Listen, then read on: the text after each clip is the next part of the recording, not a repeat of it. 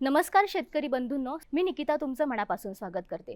मंडळी, शेतकऱ्यांना शेतामध्ये चांगलं उत्पन्न मिळवायचं असेल तर योग्य बियाणं आणि दर्जेदार बियाणं मिळणं अत्यंत गरजेचं असतं।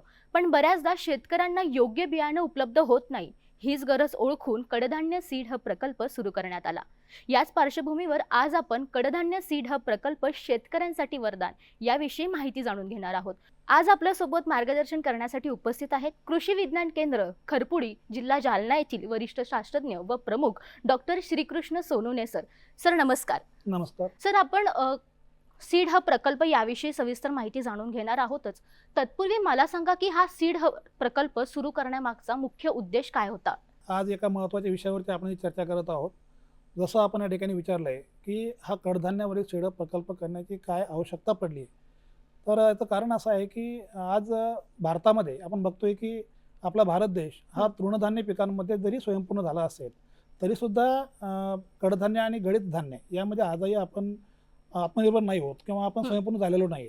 आणि आपल्याला ह्या जे पिकं आहेत त्याचे आपल्याला आजही बाहेरून आयात करावी लागते। खास करून कडधान्याच्या बाबतीत आपण जर बघितलं की जे महत्त्वाचे कडधान्य भारतामध्ये पिकवले जातात त्यामध्ये मग मूग असेल, उडीद असेल, तूर असेल, हरभरा असेल किंवा मसूर असेल, तर ही आपण कडधान्य त्यापैकी स्वयंपूर्ण नाही आहेत। आपण आजही उडीद आणि तूर हे कडधान्य मोठ्या प्रमाणावरती बाहेर देशामधून आयात करतो। आणि याचं मूळ कारण असं आहे की याचं दर्जेदार बियाणं जे आहे तर ते बियाणं उपलब्ध नाही आहे, ते बियाणं कमी आहे।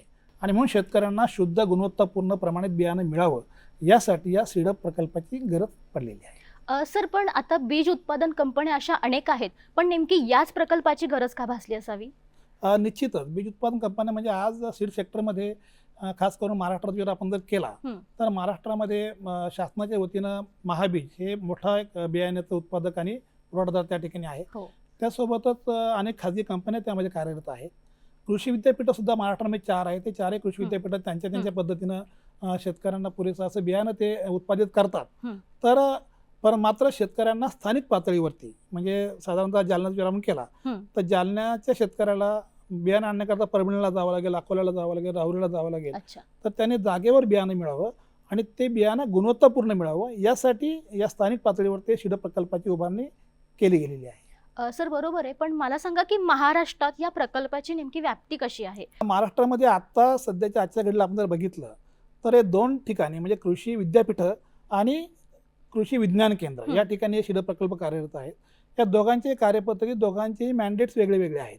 म्हणजे कृषी विद्यापीठं 2 आहेत, त्यामध्ये राहुरी महात्मा फुले कृषी राहुरी आणि वसंतराव नाईक कृषी विद्यापीठ परभणी। तर हे 2 न्यूक्लियस टू ब्रीडर सीड तयार करतात आणि पुढच्या ज्या स्टेजेस आहेत त्याच्यामध्ये मग फाउंडेशन आणि सर्टिफाईड सीड्स तर हे केव्हीके करतात। तर असे महाराष्ट्रामध्ये एकूण आज 8 कृषी विज्ञान केंद्र आहेत निवडक की ज्यांच्याकडे हा सीड हब प्रकल्प हा कार्यान्वित आहे। सर, आता तुम्ही ज्या प्रकल्पाविषयी माहिती दिली, पण याच्यामध्ये कोणकोणत्या प्रकारचे पिकांचे बियाणं तयार होत असतात? हा जो प्रकल्प आहे हा खास करून कडधान्य पिकांसाठी सुरू करण्यात आलेला आहे।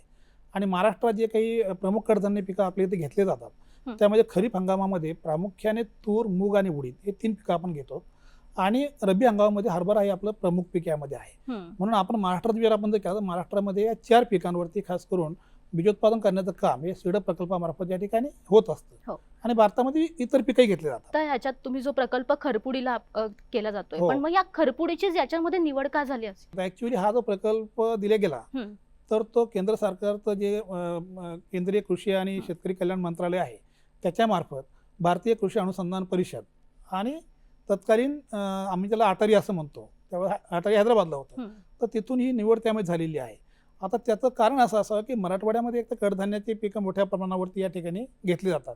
दुसरी बाब अशी आहे की जालना जर बघितलं आपण तर जालना हे ऑलमोस्ट महाराष्ट्राचं सेंटर आहे. हो. म्हणजे जालन्याच्या सराउंडिंगमध्ये जे काही जिल्हे आहेत, म्हणजे जालन्याला हा प्रकल्प सुरू जर केला तर त्यामध्ये शेजारचा छत्रपती संभाजीनगर असेल, तिकडनं विदर्भातला बुलढाणा असेल, वाशिम असेल किंवा इकडे परभणी असेल, या सर्व एरियाला त्याचा फायदा होऊ शकतो असा एक विचार त्यामध्ये असावा. आणि त्या माध्यमातून हा खास करून आणि जालन्याचं बाकीचं जे काही कृषी विस्ताराचं काम आहे, कारण आपल्याला सांगायला आनंद वाटेल की जालना कृषी विज्ञान केंद्र जे आहे हे राष्ट्रीय पुरस्कारप्राप्त कृषी विज्ञान केंद्र आहे. विस्ताराचं काम मोठ्या प्रमाणात केविके करत असतं आणि त्या माध्यमातून कदाचित त्याची निवड झाली असावी असा अंदाज. सर, या प्रकल्पाची सुरुवात कधीपासून झाली आणि याच्यात सुविधा कुठकुठल्या उपलब्ध आहेत? हा प्रकल्प देश पातळीवर खरं म्हणजे 2016-17 पासून सुरुवात झालेला आहे. हो. तर आपल्याकडे त्या दिवशी सुरुवात झालेली आहे त्याची आणि तिथून मग आजपर्यंत आपण सुरुवात 2-3 वर्ष आपले ते इन्फ्रास्ट्रक्चर उभं करण्यामध्ये वगैरे त्यामध्ये गेलेले आहेत आणि तिथून पुढे आपण 18-19 पासून आपण फुल फ्लेज आपण याचं बीजोत्पादन करणं आणि शेतकऱ्याला बियाणं उपलब्ध करून देणं हे आपण सुरू केलेलं आहे. सर, हा जो काही तुमचा प्रकल्प चालू आहे त्या ठिकाणी सुविधा तुम्ही सांगितल्या, सगळ्या गोष्टी सांगितल्या, पण या प्रकल्पासाठी आर्थिक आणि मनुष्यबळाची गरज भासते, तर ते कशा प्रकारे? याच मोठं काम या ठिकाणी कृषी विस्ताराचं भारतीय कृषी अनुसंधान परिषद म्हणजे ICAR म्हणतो त्यामार्फत होत आहे. आज 731 कृषी विज्ञान केंद्र देशामध्ये कार्यरत आहेत, अनेक कृषी विद्यापीठं कार्यरत आहेत. आज आपण या प्रकल्पाच्या माध्यमातून जेव्हा याची कल्पना पुढे आली, जेव्हा हे सुरू करण्यात आलं तर त्यावेळेस 150 जवळपास सीडअप सेंटर्स हे भारतामध्ये दिल्या गेलेले आहेत. त्या 150 सीडअप सेंटरपैकी 50 सीडअप सेंटर हे कृषी विद्यापीठांकडे आहेत आणि उर्वरित 100 जे सीडअप सेंटर्स आहेत तर हे कृषी विज्ञान केंद्र जे आहेत तर त्यांना या ठिकाणी दिले गेलेलं आहे. आता निश्चितपणे आपला प्रश्न बरोबर आहे की कृषी विज्ञान केंद्राला की फार मोठं असं आर्थिक पाठबळ नसतं किंवा हे नसतं, त्यामुळं याची विशेष व्यवस्था केली गेली. जे सीडअप सेंटर कृषी विज्ञान केंद्राला दिले गेलेले आहेत तर त्याच्यासाठी इन्फ्रास्ट्रक्चर म्हणजे पायाभूत सुविधा, मग त्याच्यामध्ये गोडाऊन असेल, बांधकाम असेल किंवा मशिनरी प्रोसेसिंग प्लांट्स वगैरे त्यामध्ये असतील, तर त्याच्यासाठी एक 50 लाख रुपयाची तरतूद सर्व भारतामध्ये या सेंटरसाठी केली गेलेली आहे.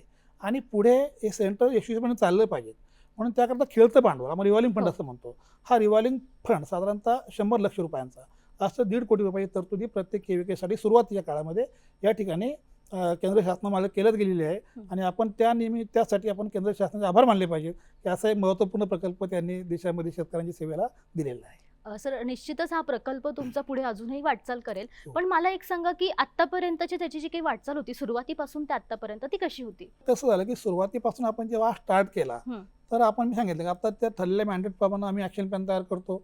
दरवर्षी साधारणतः आपण या आमच्या सेंटरमधनं 1000 ते 1200 क्विंटल बियाणं आपण त्या ठिकाणी शेतकऱ्यांना उपलब्ध करून देतो. दोन्ही हंगामामध्ये गरजेप्रमाणे आपण ते बियाणं तयार करतो. वेगवेगळ्या व्हरायटीज ज्या असतात. आता ॲक्च्युली तर याची ब्युटी अशी आहे की आपण मला पहिला एक प्रश्न विचारला होता की बाबा इतर यंत्रणा असताना आपली गरज का पडली, कारण बाकीच्या यंत्रणा प्रोफेशनली किंवा नफा कमवण्याच्या उद्देशाने काम करत असतील, पण तसंही ते कुठेही केलं जात नाही. इथे शेतकऱ्यांना टेक्नॉलॉजी ट्रान्सफर करायची आहे आणि म्हणून आपण जे बियाणं तयार करतो हे बियाणं साधारणतः 5 ते 10 वर्षाच्या आतल्याच व्हरायटी आपण तयार करतो. अत्यंत जुन्या व्हरायटीज ज्या असतील किंवा जुने जे वाण असतील हे वाण आपण या ठिकाणी तयार करत नाही. आपण आजपर्यंत विचार जर केला तर आमच्या सेंटरमधून साधारणतः 5000 क्विंटलपेक्षा जास्त बियाणं हे शेतकऱ्यापर्यंत पोहोचलेलं आहे आणि त्या जवळपास बरेच शेतकरी त्याने कव्हर झालेले आहेत. पण सर, या बियाण्यामध्ये खरीप हंगामासाठी कोणत्या प्रकारचे बियाणे आहेत? खरीप हंगामामध्ये आपण 3 प्रकारचे पिकं मी आता आपल्याला जे सांगितले होते की त्याच्यामध्ये तूर, मूग आणि उडीद या 3 पिकांचं नवीन व्हरायटीज आपण यामध्ये उत्पादित करतो खरीप हंगामामध्ये खास करून.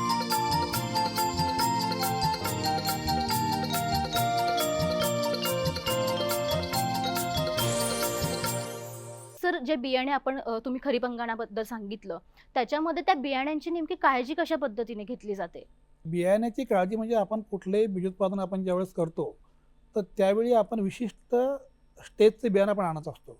उदाहरणार्थ आपण जेव्हा याच्यामध्ये काम करतो तेव्हा कृषी विद्यापीठाकडनं आपण ब्रीडर सीड विकत घेतो, आपण ज्याला म्हणतो की पैदासकार बियाणं, कारण हे सर्टिफाईड असतं पैदासकार बियाणं.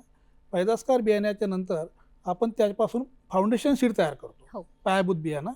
हे साधारणतः कृषी विज्ञान केंद्राच्या प्रक्षेत्रावरती बियाणं तयार केलं जातं आणि जे फाउंडेशन बियाणं तयार करतो त्यापासून तयार होणारी स्टेज जी असते ती नंतर मग आपली सर्टिफाईड सीड असते. हे सर्टिफाईड बियाणं आपण फाउंडेशन टू सर्टिफाईड हे जे आपले काही शेतकरी असतात त्या शेतकऱ्यांना शेतावर देऊन त्याचं बियाणं परत घेऊन आपण ते बियाणं या ठिकाणी तयार करतो. तर अशा पद्धतीनं या बियाण्यामध्ये कुठल्याही प्रकारची भेसळ होणार नाही, त्याचं बियाणं आणल्यापासून तर बियाणं परत येईपर्यंत आणि पॅकिंग होईपर्यंत त्याची पूर्णतः म्हणजे ते बियाणं दर्जेदार असेल, ते प्रमाणित असेल यासाठी आपण काळजी घेतो. आणि हे सगळे बियाणं आपण जे करतो हे महाराष्ट्र शासनाची जी बीज प्रमाणीकरण यंत्रणा आहे, सीड सर्टिफिकेशन एजन्सी, त्यांच्यामार्फत ते प्रमाणित केलं जातं.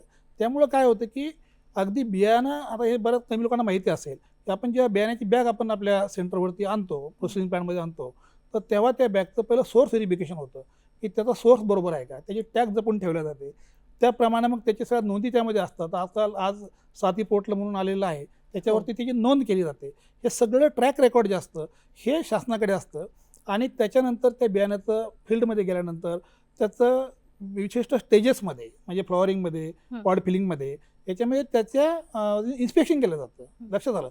आणि ते इन्स्पेक्शन केल्यानंतर तिथं पण काही भेसळ आढळली तर ती भेसळ जर त्या टॉलरेबल लिमिटच्या बाहेर असेल तर तो प्लॉट रिजेक्ट होतो. जर त्याच्या आत असेल तर त्याला सूचना देऊन ते कमी काढलं जातं.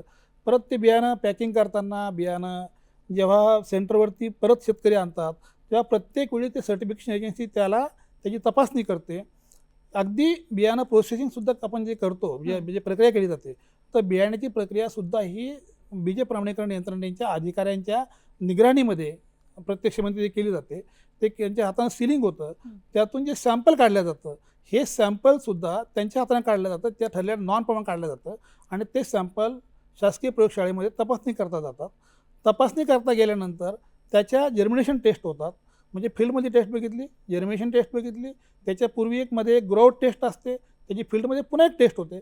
ह्या सगळ्या टेस्टमधून ते जर क्वालिफाय झालं, लक्षात उत्तीर्ण झालं, तर ते बियाणं नंतर मग पॅकिंग करून शेतकऱ्यापर्यंत पोहोचवलं जाते. त्यामुळे आपण जो प्रश्न विचारला की बियाण्याची दर्जा आणि गुणवत्ता जी आहे ही पूर्णपणे सांभाळण्याचं काम या सीड प्रकल्पाअंतर्गत केलं जातं त्या ठिकाणी. सर, याची गुणवत्ता झाली, पण मला सांगा की या संपूर्ण प्रकल्पामध्ये कृषी विद्यापीठे असतील किंवा इतर यंत्रणा असतील, त्यांचं काही सहकार्य असतं काय? निश्चितच याच्यामध्ये कृषी विद्यापीठाचं आमच्यासाठी खूप मोठं महत्त्वाचं म्हणजे स्थान आहे आणि खूप मोठं महत्त्व आहे. कारण कुठलंही बियाणं तुम्हाला तयार करायचं असेल तर कुठलेही नवीन वाण जेव्हा येतात त्या नवीन वाणाचं संशोधन जे होतं हे संशोधन कृषी विद्यापीठामध्ये आज प्रामुख्याने केलं जातं. म्हणजे कृषी विद्यापीठ असतील किंवा काही प्रमाणामध्ये ICARच्या काही संशोधन संस्था असतील आणि तिथं त्यांच्याकडे न्यूक्लियसपासून ब्रीडर सीड तयार केलं जातं. हे ब्रीडर सीड जोपर्यंत आम्हाला मिळत नाही म्हणजे या सेंटरला, तोपर्यंत आम्ही पुढच्या स्टेजेस फाउंडेशन किंवा सर्टिफाईड ह्या तयार करू शकत नाही. म्हणून कुठल्याही बीज उत्पादन चेन पुढे चालण्यासाठी त्याला ब्रीडर सीड उपलब्ध करून देण्यामध्ये आम्हाला कृषी विद्यापीठाचं खूप मोठं सहकार्य मिळतं. दुसरं सहकार्य जे मिळतं ते बीज प्रमाणीकरण यंत्रणेचं मिळतं. कारण बीज प्रमाणीकरण यंत्रणा ही एक महत्त्वाची एजन्सी आहे की ज्याच्यामार्फत या पूर्ण बियाण्याचं प्रमाणीकरण केलं जातं, सर्टिफिकेशन केलं जातं. आणि त्यासोबत मग कृषी विभाग असेल किंवा तत्सम जे असतील त्यामध्ये आपल्याला गावात जाणं किंवा तिथं काही शेतकऱ्यांना निवड करणं हे असं वेगवेगळ्या प्रकारचं सहकार्य सगळ्या एजन्सीज आपल्याला मिळत असते. अच्छा. आणि सर, या सगळ्या ह्याच्यात बियाण्यांची गुणवत्ता, किंमत असेल किंवा मग त्याचा मोबदला असेल, हा कशा पद्धतीने होतो आणि त्याचबरोबर सामान्य शेतकऱ्यांचा यात सहभाग असतो का? तर बाकी ठिकाणी मला नाही सांगता येणार, परंतु खास करून कृषी विज्ञान केंद्र जालनाचं जे मी एक धन्यवाद द्यायला पाहिजे की कृषी विज्ञान केंद्र जालना हे NGOचं केविके आहे, बरोबर. मराठवाडा शेती सहाय्य मंडळ. आणि आमचे मार्गदर्शक आहे, प्रेरणास्थान आहे आदरणीय कृषीरत्न विजय अण्णा बोराडे. त्यांचा आम्हाला सातत्याने या ठिकाणी उल्लेख निश्चितपणे यामध्ये केला पाहिजे. आणि त्यांच्या सूचनेनुसार आम्ही या ठिकाणी एक इंटरनल सीड मॉनिटरिंग कमिटीची स्थापना या ठिकाणी केलेली आहे. जो नियोजन आहे आणि गुणवत्ता आहे ते राखण्यासाठी या कमिटीमध्ये ही कमिटी दर हंगामाच्या अगोदर बसते आणि येणाऱ्या हंगामामध्ये जिल्ह्याची गरज काय आहे, कोणत्या प्रकारची व्हरायटी घ्यायच्या, कोणतं बियाणं तयार करायचं याची चर्चा त्या ठिकाणी होते. आणि या समितीमध्ये अगदी कृषी विद्यापीठाचे अधिकारी आहे, संशोधन संस्थेचे अधिकारी असतील किंवा बियोत्पादन संस्थेचे अधिकारी त्या ठिकाणी असतील. मी आता म्हटलं की सीड सर्टिफिकेशन एजन्सी जी आहे त्यांचे अधिकारी, त्याचे मेंबर्स त्या ठिकाणी आहे. कृषी विभागाचे जिल्हा अधीक्षक कृषी अधिकारी असतील किंवा आत्माचे अधिकारी असतील, शेतकरी आहे प्राथमिक स्वरूपामध्ये किंवा उद्योजक आहेत, या सगळ्यांची मिळून समिती बनते 10 ते 11 लोकांची आणि ही समिती याचा आढावा घेत असते. त्यामुळे आम्हाला निश्चितपणे याची जी गुणवत्ता आहे ती आपण करतोय. दुसरा प्रश्न आपण जो विचारला आहे की शेतकऱ्यांचा सहभाग काय आहे, जसं मी सांगितलं की वरून आम्हाला कृषी विद्यापीठाचं सहकार्य मिळतं, तेवढंच सहकार्य शेतकऱ्यांचं मिळतं. कारण एवढं मोठं बियाणं आम्हाला करायचं असेल तर तेवढं बियाणं आमच्याकडे काही तेवढी व्यवस्था कृषी विज्ञान केंद्राकडे नसते, त्यामुळे आपल्या क्षेत्रावर आपण करू शकत नाही. आणि म्हणून बियाणं तयार करण्यासाठी आपल्याला शेतकऱ्यांची मदत त्यामध्ये घ्यावी लागते. आणि मग त्यामध्ये जे शेतकरी हे बीजोत्पादन कार्यक्रम घेतात त्या शेतकऱ्यांचं खूप मोठं सहकार्य आम्हाला यामध्ये मिळतं. आणि मग ते जे बीज आम्हाला बियाणं तयार करून देतात त्या बियाण्याचा मोबदलाही त्यांना आम्हाला द्यावा लागतो. कारण आता तेव्हा लागून तुम्ही पुढचा प्रश्न मला विचारणार आहे, त्यामुळे मी त्याचं उत्तर आधीच तुम्हाला देतो की याचा शेतकऱ्याला लाभ कशा पद्धतीने होतो. तर आपण जेव्हा या प्रकल्पामध्ये बीजोत्पादन कार्यक्रम करतो, आता बाकी एजन्सी पण तसेच त्यामध्ये करतात, तर आपण निश्चितपणे शेतकऱ्याला आम्ही काही धोरणं ठरवलेली आहेत.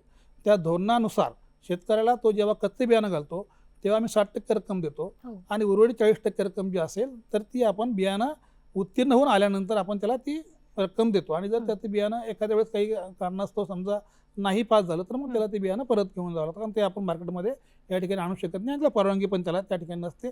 त्याची जाणीव त्या ठिकाणी शेतकऱ्यांना आहे, कारण शेतकरी बीजोत्पादन हा एक केवळ शेती नसून हा एक व्यवसाय होऊ शकतो. आणि म्हणून तो पारंपरिक पद्धतीची पिकं घेतो. समजा आता साधारणतः आज तो सोयाबीन घेतो, कापूस घेतो, तूर घेतो, त्याला मार्केटच्या भावावर अवलंबून राहावं लागतं. पण इथं जेव्हा तो शेतकरी आपल्याकडे येतो तर तो जे बियाणं आपल्याकडे घालतो तर त्या बियाणाला आपण साधारणतः पिकाचा हमी भाव, हे मुद्दा मी सांगतोय महाराष्ट्र शेतकऱ्यांना, आम्ही पिकाचा हमी भाव जो असेल त्या हमी भावापेक्षा त्याला साधारणतः 15 ते 20% जास्तीचा भाव त्यामध्ये देण्याचं काम केलं जातं. पण दुसरा प्रश्न आपण लगेच विचाराल, म्हणजे मार्केटपेक्षा हमी भाव समजा आहे म्हणून ठीक आहे, पण जर मार्केटवर गेलं तर मग काय, एखाद्या पिकाचा हमी भाव X आहे आणि मार्केट त्यापेक्षा प्लसमध्ये गेला असेल तर आपण त्यावेळेस मार्केटचा ॲव्हरेज भाव गृहीत धरतो आणि त्याच्यावर शेतकऱ्यांना मोबदला देतो. त्यामुळे निश्चितपणे याला शेतकऱ्याला सुद्धा एक 15 ते 20% जास्त आर्थिक मोबदला त्यामध्ये मिळतो आणि हे सगळं मॉनिटरिंग आमची कमिटी करते.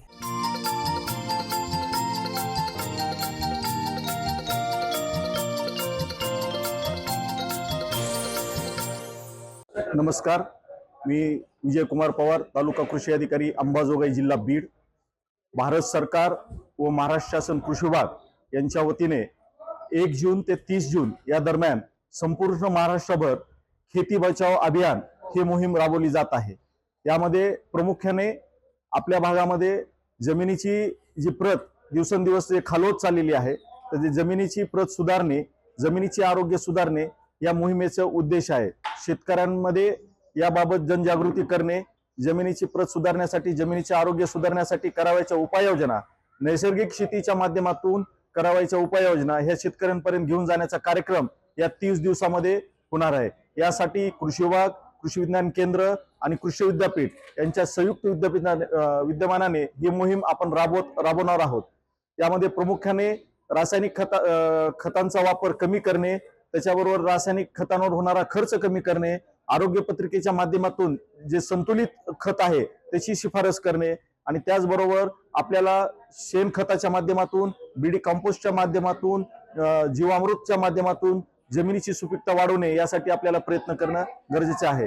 त्याचबरोबर इतर निविष्ठा, रासायनिक निविष्ठांमध्ये दशपर्णी अर्कचा वापर, बीज अमृतचा वापर सुद्धा आपण यामध्ये करणार आहोत. तर यामध्ये आम्ही विनंती आहे की शेतकऱ्यांनी याच्यामध्ये मोठ्यात मोठ्या प्रमाणावर सहभाग घ्यावा आणि आपल्या जमिनीच्या आरोग्यासाठी काम करण्यासाठी शासनासोबत उभा राहावं हे सर्वांना आवाहन करतो. धन्यवाद.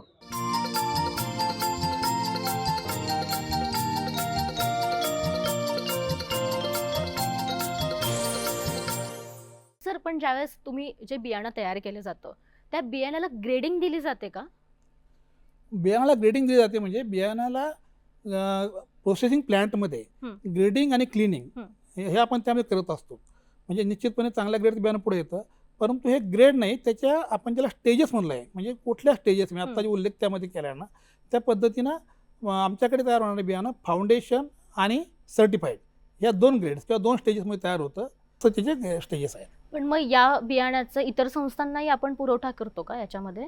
निश्चितपणे, म्हणजे आता जेव्हा बियाणं उपलब्ध होतं, आता सध्या आता खरीप हंगाम चालू आहे ना, तर आता बियाणं उपलब्ध झालेलं आहे साधारणतः. आता तुम्हाला एक माहिती सांगायला विसरलो मी, की आम्ही जे बियाणं तयार करतो त्याच्यामध्ये तूर, आपण आमच्याकडे मुख्य पीक तूर आहे. आता आपल्याला माहिती आहे की यावर्षी तर म्हणजे शासनाने अल निनोचा धोका, म्हणजे हवामान खात्याने आपल्याला हे सांगितलेलं की अल निनोच्या प्रभावामुळे पाऊसमान यावर्षी व्यवस्थित राहणार नाही किंवा पाऊस कमी पडेल, तर त्याची तयारी आम्ही त्यामध्ये करतो. मग त्याला कुठली पिकं, कुठल्या व्हरायटीज त्याला कॉम्पॅटेबल आहेत, तर तुरीमध्ये प्रामुख्यानं आत्ता BDN 2013-1 आपण त्याला गोदावरी असं म्हणतो, ही गोदावरी व्हरायटी मोठ्या प्रमाणावरती पांढऱ्या रंगाची जी आहे ही तुरीमध्ये आम्ही त्या ठिकाणी तयार करतोय. किंवा गोदावरी असेल किंवा मग तुरीमध्ये पुन्हा BDN 711 असेल किंवा तुमची त्याच्यामध्ये रेणुका नावाची नवीन व्हरायटी त्यामध्ये आलेली आहे.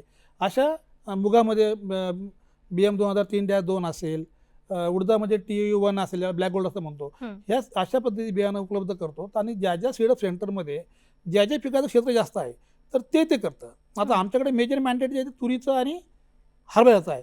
तर आम्ही हे तुरीचं बियाणं जे आहे हे आम्ही साधारण या ठिकाणी आपण तयार केलेलं आहे आणि ते आपण शेतकऱ्यांना उपलब्ध करून देतो त्यामध्ये. सर तुम्ही आता कडधान्याविषयी सांगितलं बियाण्यांचं, पण कडधान्या व्यतिरिक्त इतर बियाणं आपण इथे तयार करत असतो का? कृषी विज्ञान केंद्र या प्रोजेक्टच्या व्यतिरिक्त इतर जे पिकं आहेत मग त्याच्यामध्ये प्रामुख्यानं सोयाबीन असेल, करडई असेल, जवस असेल अशा सुद्धा पिकाचं शेतकऱ्याच्या गरजेनुसार बियाणं बियोत्पादन यामध्ये कृषी विज्ञान केंद्र करतं.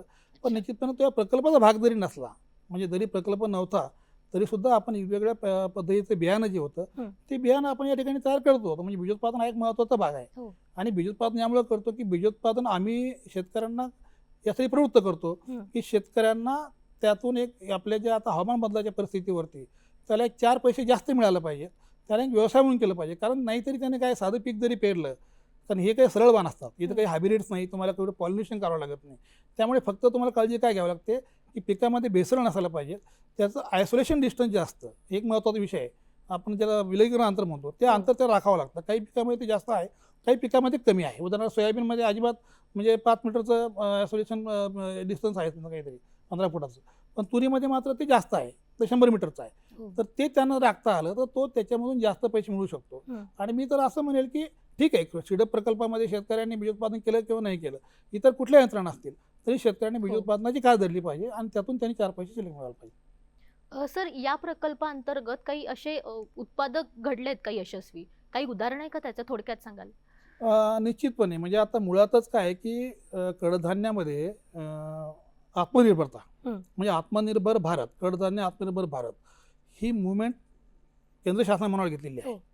आत्ता काही दिवसापूर्वी आपल्याला जर आठवत असेल तर दिल्लीमध्ये हा एक मोठा प्रकल्प कडधान्य आत्मनिर्भरता प्रकल्प याचं उद्घाटन माननीय केंद्रीय कृषी मंत्र्यांच्या हातानं त्या ठिकाणी करण्यात आलं होतं. आणि त्यातून जवळपास साधारणतः तुम्हाला सांगायला आनंद वाटेल की 42,000 कोटीचा प्लॅन हा पुढच्या 5 वर्षासाठी 31-31पर्यंत शासनाने केलेला आहे. पण निश्चित त्याच्यामधून कडधान्याचं उत्पादनाचा भार आज तुम्ही सांगितलं की आपण जे बाहेरून आज आयात करतो कडधान्य, म्यानमारमधनं करतो, आफ्रिकन कंट्रीजमधनं करतो, बांगलादेशमधनं करतो, तर त्याची आपल्या गरज पडून आणि म्हणून त्याचं उत्पादन वाढ शेतकऱ्याला झाली पाहिजे. आणि तो एक मूळ उद्देश कडधान्य उत्पादन सीडप प्रकल्पामध्ये आहे. त्यातून काही शेतकरी आमचे असे आहेत की त्यांना खूप चांगले पैसे मिळालेले आहेत. मागच्या वेळेस मला उदाहरण सांगतो, एक यशोगाथा असे बरेच सांगता येतील, पण मी एक तुम्हाला सांगतो की आमच्याकडे अरुण सरकडे नावाचा एक शेतकरी आहे की ज्याला उडदाचं उत्पादन साधारणतः 3 ते 4 क्विंटल होतं. त्याने यातून 8 क्विंटल उत्पादन त्याला प्रति एकरी उडदाचं झालं. म्हणजे त्यातून त्याने जवळपास 5 ते 6 एकर त्याच्याकडे बीज उत्पादन केलं होतं. त्याला त्यातून लाखानं पैसे मिळाले. आणि त्याची यशोगाथा जेव्हा शासनापर्यंत पोहोचली आमच्या अटारी कार्यालयाच्या माध्यमातून, तर तेव्हा त्याला केंद्र शासनाने निमंत्रित केलं की तो जो कार्यक्रम होता दिल्लीचा, म्हणजे कडधान्य पल्सेस लॉन्च प्रोग्राम जो होता आत्मनिर्भरतेचा, तर त्याला निमंत्रित केलं गेलं, इन्व्हाइट केलं गेलं आणि त्यात त्याला सहभागी होता आलं. तर असे अनेक शेतकरी आहे की ज्यांना तुरीच्या पिकामध्ये आज तुरीमध्ये साधारणतः आम्ही बघितलं की 12 ते 14 क्विंटलपर्यंत प्रति एकरी उत्पादन तुरीचं शेतकऱ्यांना मिळालेलं आहे.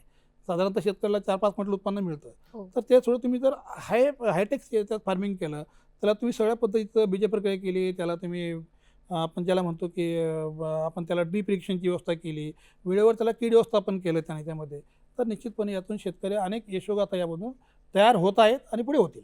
सर थोडक्यात सांगाल की जाता जाता शेतकऱ्यांना तुम्ही काय संदेश द्याल महाराष्ट्रातील?